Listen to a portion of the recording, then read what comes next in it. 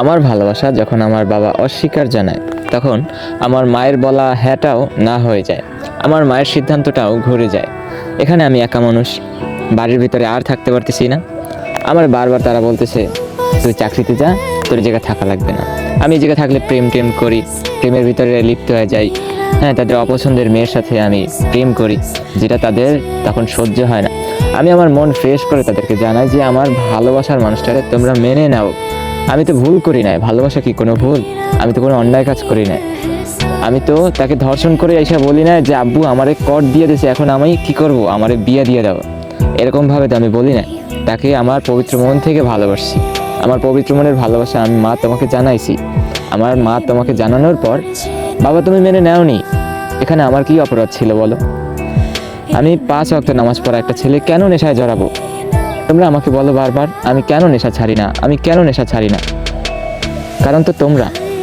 আমরা নেশা করি, কিন্তু কেন করি? পিছনের ইতিহাসটা কেউ খোঁজে? সবাই বলে যে এই জিনিসটা খারাপ, এই জিনিসটা খাওয়া উচিত না, কিন্তু কেউ কি খোঁজে যে কেন সে নেশা করতে চায়? তার পিছনের কষ্টটা আসলে কি? সে কষ্ট কেন পায়? তার কারণ কি? সেটা কেউ কখনো জানতে চায় না। আমার বাবা মা যখন সিদ্ধান্ত তার পরিবর্তন, তখন আমি ঢাকা চলে যাই। ঢাকা চলে গিয়ে কিছুদিন চাকরি করে আবারও বাড়ি চলে আসি, কারণ আমার মা বাবা ছাড়া ভালো লাগে না। আমি এই পৃথিবীতে আমার 2টা চোখ হিসাবে, আমি আমার একটা চোখকে আমার ভালোবাসার মানুষ হিসাবে দেখি, আর একটা চোখ হিসাবে আমার মা বাবা পুরো ফ্যামিলিকে দেখি। এখন আমি কাকে থুয়ে কাকে নিয়ে যাব?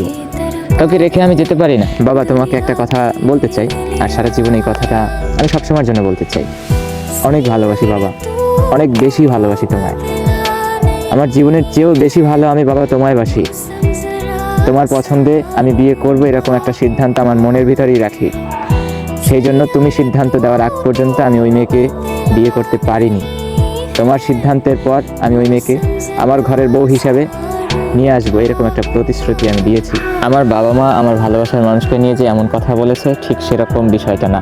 আমার পরিবারের মানুষ, আমার ফ্যামিলি মেম্বার, আরও যারা আছেন, এবং আমার বাসার পাশে যত আমার মেহমান আছেন, যত আমাদের আত্মীয় স্বজন আছেন, যাদেরকে আমরা নাও চিনি, তারাও এসে বলে গেছেন যে আমি মেয়েটা পছন্দ করেছি, কিন্তু সেটা ভুল মেয়েকে। আমার পছন্দের মেয়ে হওয়া উচিত ছিল সুন্দর, লম্বা এবং টাকাওয়ালা পরিবারের মেয়ে। কিন্তু এখানে আমি আমার ভালোবাসার জীবন থেকে একটা জিনিস খুব ভালো করে শিখছি, আর সেই জিনিসটা হচ্ছে কারো ভালো কেউ কখনো চায়নি এবং কখনো সে চাইতে পারেও না। আমি তাকে প্রপোজ করার আগের দিন থেকে ভেবে নিয়েছিলাম, যদি আমি তাকে প্রপোজ করি মৃত্যুর আগ পর্যন্ত তার সাথে আমি থাকবো। যদি আমার আল্লাহ আমাকে বাঁচিয়ে রাখেন, তবে আমার ভালোবাসার মানুষটাকে আমি ততটা বিশ্বাসযোগ্য বানাবো যতটা আমি নিজে তাকে জানতে চাই। তার ব্যাপারে আমি যতটা বিশ্বাসযোগ্য হতে চাই, সে আমার ব্যাপারে ঠিক ততটাই বিশ্বাসযোগ্য হবে।